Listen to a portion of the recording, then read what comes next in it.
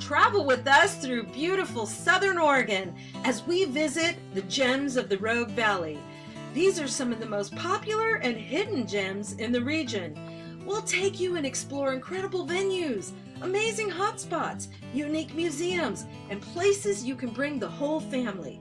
So get ready for your hosts, Cassandra Wass and David Nienow.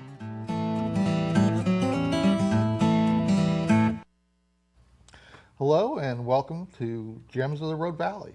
This is our part 2 show dedicated to a really fine social gem that we're featuring today, and that happens to be Rogue Retreat. Yeah, and on our part 1 show, we learned all about Rogue Retreat, plus we got to see some interviews of some success stories. So now here we are in part 2. And we have as our guest Heather Hassett, who is the operations director for Rogue Retreat. Yes. Thank you. Hey, welcome, Heather. So today we're going to be looking at 2 different projects. We're going to look at Hope Village and Kelly's Shelter, because I think these are kind of at your high level right now, right? These are the ones we're really focused. Well, I'm sure you're focusing on lots of stuff, but these are our heavy focuses. And the thing is that Hope Village, we're hoping it's going to be opening soon, and then Kelly's Shelter will be opening in January. So you have not seen this yet. Heather and I went out and we did a little interview about Hope Village. So if we can roll that footage, that would be great. So there's Rogue Retreat. Hi, I'm Cassandra Wass, and we're here in Medford, Oregon, where we're doing a spotlight piece on Hope Village, where hope is now becoming a reality for the homeless. Hope Village was created by Rogue Retreat, an advocacy group for the homeless. A revised agreement has just been approved by the Medford City Council so that they can start the final touches on Hope Village's 14-unit tiny home camp that will have added facilities on bordering lots and provide homes for those on the streets. Heather Hassett has been one of the organizers to spearhead this project, which has been in the works for over 4 years. She's been gracious enough to meet with us and tell us all about Hope Village and take us on a tiny tour. My name is Heather Hassett, and I'm the operations director for Rogue Retreat. Rogue Retreat is the organization responsible for the creation of Hope Village, which is one of our projects where we're building 14 tiny houses for homeless in a community setting.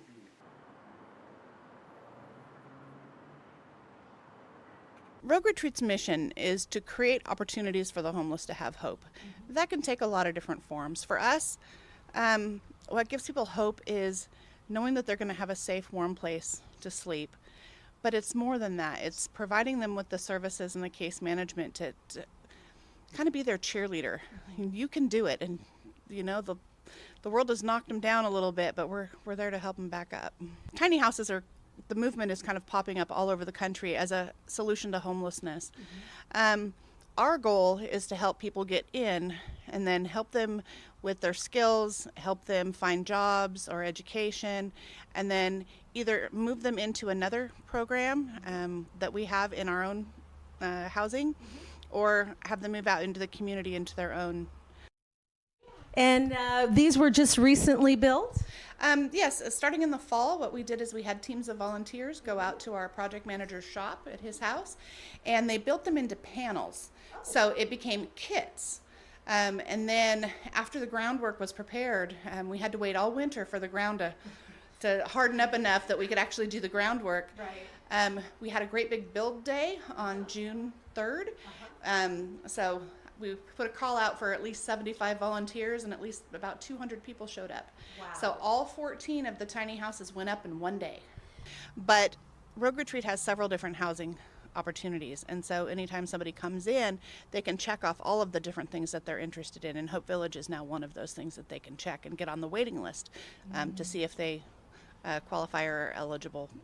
There's no electricity or running water in the bedroom in the house, or as our city building inspector calls it, a wooden tent. That's his new term, the wooden tent. If anybody would like to financially contribute to the building of Hope Village or the operation, then they would go to the Hope Village website, hopevill.org, and they would go to the donations page. And we have set up an account with PayPal Giving, which gives us 100% of the donation, and they take nothing as a percentage of that. To find out more information or how you can get involved, go to www.hopeville.org or www.rogueretreat.org.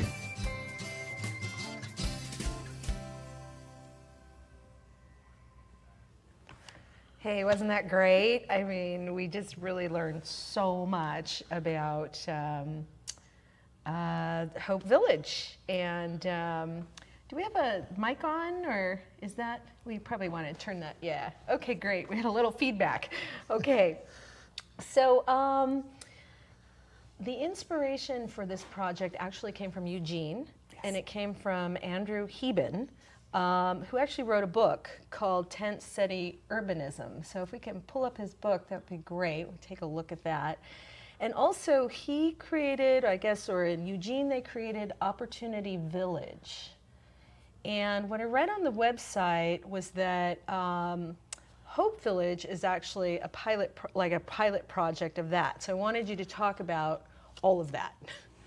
So, not necessarily like a pilot project Okay. of that, but it's the inspiration. It's the inspiration. So okay. yeah, it was taking a look at how are some other communities dealing with homelessness, because in our program, our waiting list was over a year long. Wow. So what do people do in the meantime? Right. You know, where do they go? What do they do? So I'd remembered that at one of the homeless task force meetings, we had representatives from Dignity Village up in Portland come down and talk about tiny house villages. Okay. So I started doing more research about that, and ran across Opportunity Village in Eugene. So I had an opportunity to go to Opportunity That's great. and visit with Pastor Dan Bryan and Andrew Heben, who were the creators of that, and was able to take a tour of Opportunity Village with a couple of the residents, and they just really showed me how the village works, what the village model is of self-governance, and it was fascinating. Wow. So I came back and I talked to the homeless task force about it, and we started a subcommittee to start researching it a little bit more. It became apparent that there had to be a nonprofit to oversee it. Right. And so talked to my boss about it, got him on board. At about that time is when Andrew came out with his book, and I said, here, read this. I couldn't put it down. He couldn't put it down, and then he got our board interested, and we took a field trip up to Opportunity Village with our board and our staff. And so ever since then, it's just been a forward momentum. Wow. Well, that's really great. So what's the current status of Hope Village now in regards to its getting ready to open for residents? Well, back in November, we were given permission to lease the city of Medford property. And then we also were able to, at that time, sign the lease with the city, but construction was stalled because of the wet weather. So we began construction in June, but a really amazing, fascinating, wonderful thing happened. The one of the neighboring landowners was so excited about what we were doing, he offered to let us lease his land too, to be able to expand the village, to be able to provide the resources that we're going to use, to be able to have the power, the water, the sewer, and the gas on site instead of having to truck it in and truck it out and truck it in and truck it out. So that created a wonderful opportunity and a challenge for us, because then we had to go back to the city council to have them amend our agreement. So, you know, with discussions and talking with city staff, and we were able to get that passed. And so now we're just waiting for some of our permits to be approved so that we can get back to work on the buildings that we're leasing, to bring them up to code, to bring them able to support the activities of the village. For example, the office building was on septic, and so they said you'll have to abandon the septic and go to sewer. So just little things like that that have come up. So we are under strict guidelines not to give a date because we don't know, because we're at the mercy of contractors right now. Gotcha. So the fencing contractor, the plumbers, electricians are pretty much done, but there's work that needs to be done that we can't dictate what their schedules are going to be. So, what I'm saying is it will be open this fall. That's vague enough, but still We're close standing enough. in it. Yes. We're standing and it's going to open. Right there. Yeah, it's right there. And it's so beautiful. I mean, I was so surprised. It was like these 14 little tiny homes. They're super easy and inexpensive to put up. And, people can sleep in there. And then you've got the facilities, outside of there. So I think we talked about this. There's a criteria to be an applicant.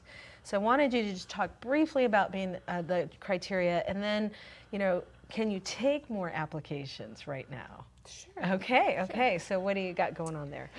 So one of the biggest criticisms we've had about Hope Village or other services that we do is that, well, you're just bringing homeless here. Yeah. But Right. we're not. We're serving those who are already here. Right. But one of our biggest factors for eligibility for Hope Village is we're wanting people who have been in the Rogue Valley for a long time, and at least 12 months. Okay. Not somebody who just came up here yesterday from California because we've heard that you got a village. No. Right. They've been in the Rogue Valley for a while. Right. And who are literally chronically homeless. They've been homeless multiple times or for a long period of time, and they really are on the street. It's not, I'm staying at my mom's house, but we're not getting along, that kind of thing. Right. So it's really for those who really need that hand up. Right. This is a very controversial issue, but people do not need to be clean and sober to be eligible for Rogue Retreat. We have changed our philosophy on it a little bit, that they have to be willing to give that up and willing to work towards that. Because really, if they're still stuck in that addiction, they're not going to be able to move forward. They're still going to be stuck. Right. So, but, we know life is hard out there. Yeah. And, we don't begrudge them, for the choices that they're making right now while they're in survival mode. But it's our job to teach them, you're not in survival mode anymore. You can let that go. Right. There's better life for you out there. So in addition to the 14 tiny homes that are there in Hope Village, what is there in terms of other support services such as laundry, bathroom facilities, kitchen, cooking, is that there now, or is it being planned to be added? So we currently have an office building that we're remodeling, and that is where the case managers will meet with clients. It's also going to have the laundry facilities. It'll have 2 bathrooms, a ADA bathroom, and it will have a meeting or classroom where different community organizations, we already have even Advantage Dental, Right. that's going to come in and do free dental screenings and things like that. Yeah, So that's if That's somebody really wants to great. teach a 12-step group or a knitting class, anything for that classroom. Then we also have a kitchen trailer that's on site, a bathroom and shower trailer that's being built, and another shop that currently right now we are working towards having it. We're not going to be doing anything with that one right now, just to get it open. Right. But then that will be kind of what you would consider their living room. Okay, cool. Well, I also think what we should ask about Hope Village is how can our viewers help out with Hope Village right now? I know it was your question. Yeah, that's all right. I mean, one of the key things about doing this for your organization is to make sure that we can get out to the public what your current most primary needs are for donation support and volunteer support that can help speed your programs along to better So what can serve we the do? public. Yeah. That's So what we want. What can we do? And what can corporations do? Tell us all about that. So currently, as with any nonprofit, we're trying to develop a broader donor base to be able to support the programs like Hope Village that we have. Okay. And somebody can earmark it specifically for Hope Village. Donations for Hope Village would be anything from hygiene products, to food. They're going to Okay. have a garden, so maybe one of the things that we'll need next year when it's time to start planting is people who can help us design A garden. a garden. You know, I you- prefer the permaculture. Yeah, permaculture. But you also mentioned like there was going to be I think it was Eagle Scout group or something that was going to come and build yeah. a bench, and so groups like that can come in and do a little something, or Yeah. Yeah. So there's different things projects that we still have. Like, Okay. we're setting aside a specific area that's going to be like a park. Okay. So benches, picnic tables, that kind of thing. If any service organizations wanted to take on a little project, that would be something nice. And then of course donations, right? Yes. Online. They can do donations online. That would be great. Oh, there it is. There you can go to rogueretreat.org. And okay, great. I'm getting all kinds of signals, sorry. But yes, you can go to rogueretreat.org and you can find out more about how to donate or donate your services. And so now we got to skip to Kelly's shelter. Yes. And so this is going to be opening in January. And it's going to be located in Medford at the church. Which church is? First United Methodist. Great. It's also called Church of the Rogue. Okay. It's at 607 West Main Street. Great. And we actually have a video. Yeah, that's right. to We have a show. video to show, so that can be, you guys can bring that up and we'll learn more about Kelly's shelter. I'm standing here in front of the Kelly shelter run by Rogue Retreat. We opened it in January of 2017, and it's an emergency shelter. We could run for 90 days. I'm standing here 2 nights before we get to close this season. We've learned a lot of lessons. The Kelly shelter is vital. A lot of stories to be told. And I think that's really what it's all about. The Kelly shelter is about stories, about people, about how they ended up in a warming shelter and why it's so important for them. We're going to share some stories from people about the value of the shelter, about what it means to them, and we're going to talk about next year. Things have been kind of hectic, but knowing that I have a safe place to rest my head, being as I'm 8 months pregnant and almost ready to have my child, it helps a lot because that's one less thing for me to stress on. A day center or something along those lines, a more permanent location would be really helpful. And I mean, like right now, it's starting to rain. And a lot of the homeless people are now going to have to find a dry spot to lay, and that may not necessarily be safe for them. It gave me hope. It made me realize that somebody really still cares, which gave me hope. Yeah.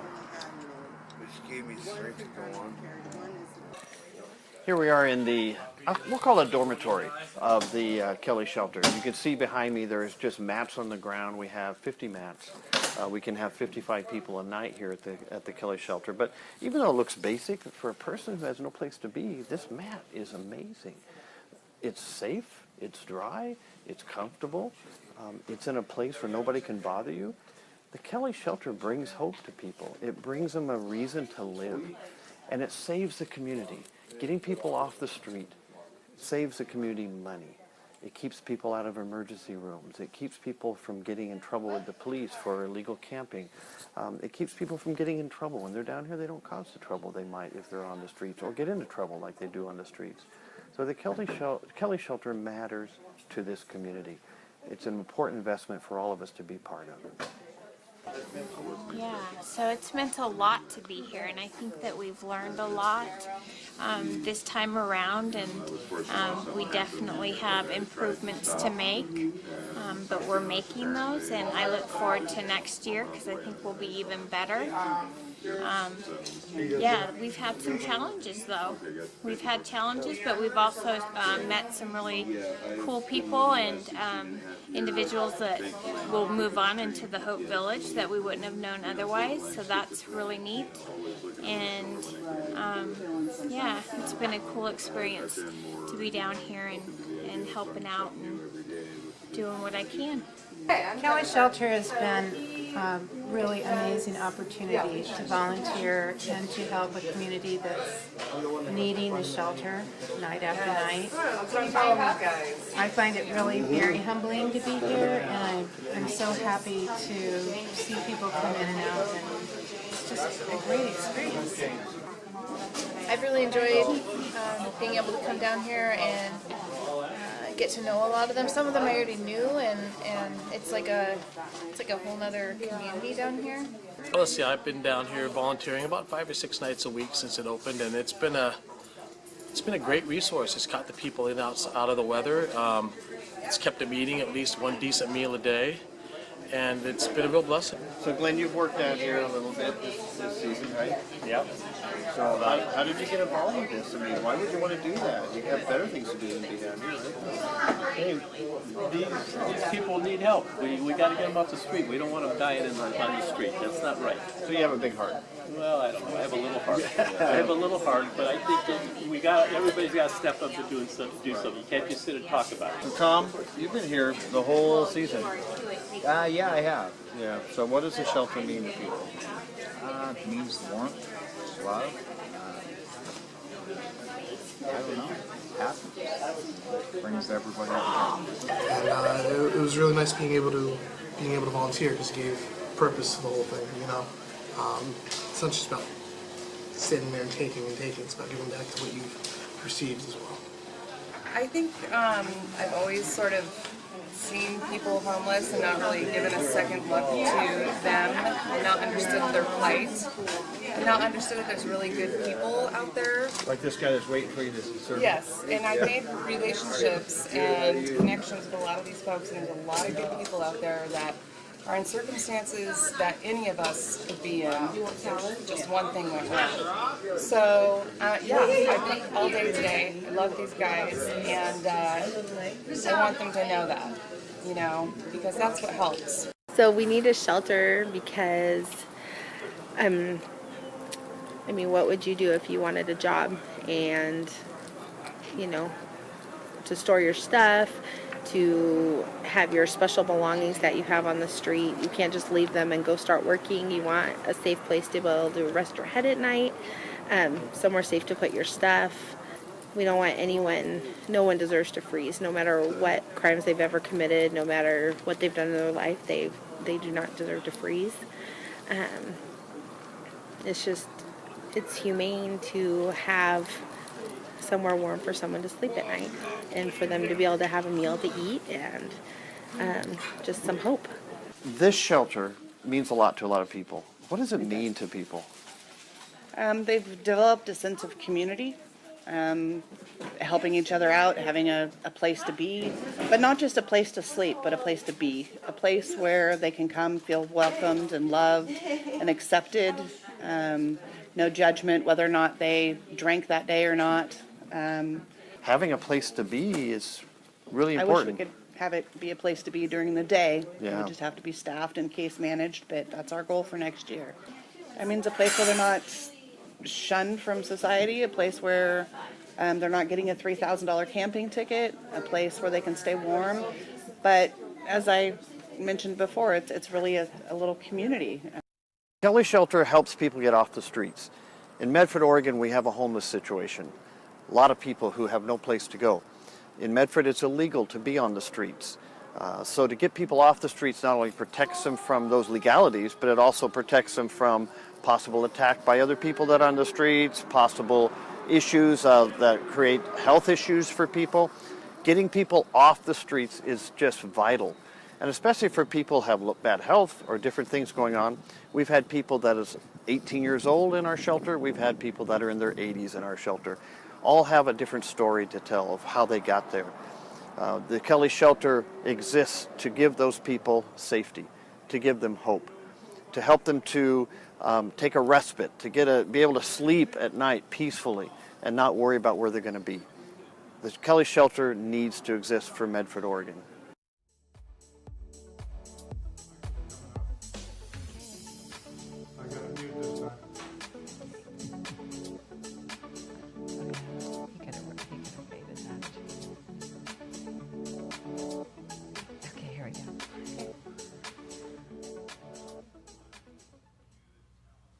Okay, well, that was a great clip about Kelly Shelter. And so what we want to know next is, like, what is the application process for someone to get into Kelly Shelter? What kind of services do they provide directly to the people that come in to the shelter? You know, tell us what you're needing with Kelly Shelter next. And so, okay, go ahead. I'm really looking forward to our second season. We learned a lot the first time, as you may have heard. And so what we're going to be doing this time is a little bit different. It's not just a drop-in shelter. So we're going to have people apply at our office and be accepted into the Kelly Shelter program. The reason for that is because we're going to be offering case management this time. So they'll be there for the full 90-day season. And of course, there'll be turnover where we'll take the next person on the list and so on. But it gives our case managers an opportunity to really get to know with people and really get to work with them to help them address their barriers. And so I mean, in the video, I'm seeing all these, you know, this food, and I'm seeing like all kinds of things going on. So what is it that you're needing for Kelly Shelter this season that the community can bring? Themselves. Okay, great. Themselves. So volunteers. Volunteers. We have volunteers that come in and either dish up meals or help people with their baggage or check people in. There's all kinds of different things that we need help with, and those things are listed on our website as well. Also, meals. Meals, okay. Meal donations, because there is no full kitchen or anything there. We have people bring in meals. So, for example, last year we'd have one lady bring in meals every Monday. Wow. Or every other Monday. We had a couple of restaurants that would take, you know, every third Friday of the month was this, or things like that. So if there's people with restaurants out there, if there's people who have restaurants that have leftover food at the end of the day that want to bring those in, awesome, that would be fabulous. Yeah. So, you know, or any corporations who can, you know, donate anything from your corporate to them. I think you were saying toiletries and you'd be surprised how much coffee and creamer and sugar. Coffee, creamer, sugar. So any coffee companies out there donate. Yeah, okay, so, oh my gosh, we're out of time. Yay, holy cow. Okay, well, donate. Go online to Rogue Retreat and get all the information, call them up and be a part of it. Yeah, and so that's it for our part 2 episode on Rogue Retreat. We thank everyone for watching, and we thank our crew for helping. We thank Heather for being here. That's right. Thank you. Yeah, and so please make sure to check out Rogue Retreat's website. And if you have a special gem idea for our show for the future, you can email us at gems@glamourdave.com. And I'm your host, David Nienow. And I'm Cassandra Waz.